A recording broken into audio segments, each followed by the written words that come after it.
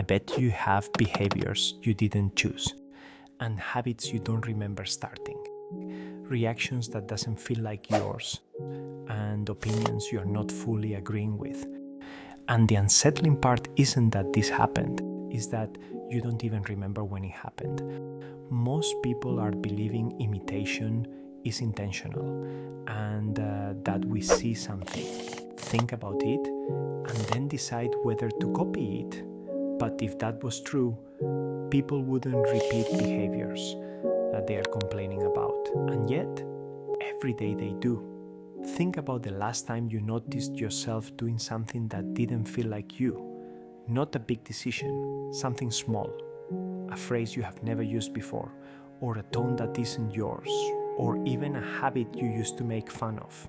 You never decided to adopt it. It just appeared, and it stayed once it did. Here's what's actually happening. Your brain doesn't ask, do I like this? It does something that's much, much simpler. Is this normal here? That question runs constantly in the background, much longer before conscious thought. Once something is feeling normal, resisting it is gonna take some effort. And effort feels unnecessary when no immediate danger is visible. So behavior is spreading quietly, not because people want it, but because not doing it is creating friction. This is why people are using jokes they don't even find funny, why they mirror attitudes they secretly disagree with, and why they adopt habits they once criticized. Not out of enthusiasm, but out of alignment. Now notice how copying rarely feels active. It doesn't feel like a choice.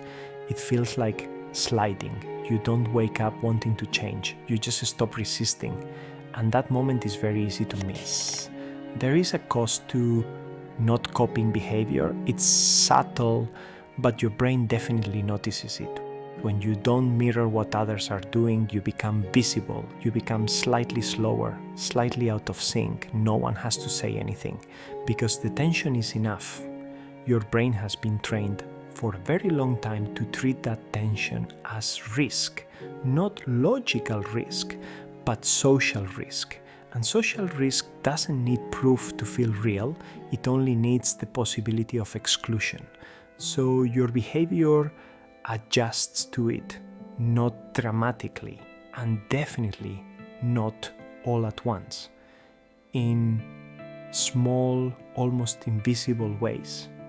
You soften, you match tone, and align pace. Not to belong exactly, but to avoid standing out. There is a part which a lot of people understand wrong. We are thinking identity comes first, that we are in a certain way and then behave accordingly to it.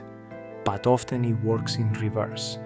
Behavior comes first and identity follows later. You repeat something long enough and it is starting to feel familiar. Familiarity becomes comfort, and comfort quietly becomes ownership. Then one day you hear yourself say, "This is just how I am." Even though not long ago it wasn't you. This is how environments are shaping people without rules, instructions, or force. No one tells you to change, and definitely no one asks you to adapt. But deviation becomes expensive, emotionally, socially, energetically. So people converge. What makes this pattern powerful is that no one feels responsible for it, when each person believes they're just responding to what's already there. But what's already there is made of everyone's responses. That's how alignment becomes automatic. This isn't about avoiding imitation. Humans learn by copying. We always have. The real danger is unnoticed copying, behavior that is entering your life before preference ever gets involved. When you start noticing that moment, the moment before behavior feels like you, something changes. Not everything, but enough. You regain a small amount of agency. And in systems built on silent alignment, that pause matters more than it seems.